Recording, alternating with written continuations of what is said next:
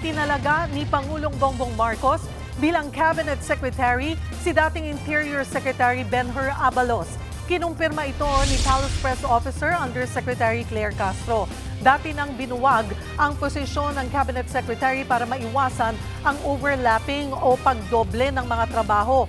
Pero ayon sa palasyo, may mga mandato naman ngayon ang Cabinet Secretary.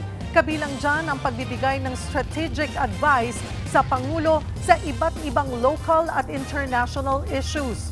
Magsisilbi rin daw si Abalos bilang tulay ng Pangulo sa mga ahensya ng gobyerno, LGU at mga political organization.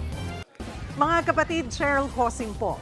Maging maalam at may pakialam sa mga napapanahong issue at headlines. Mag-follow at mag-subscribe na sa social media pages ng News 5.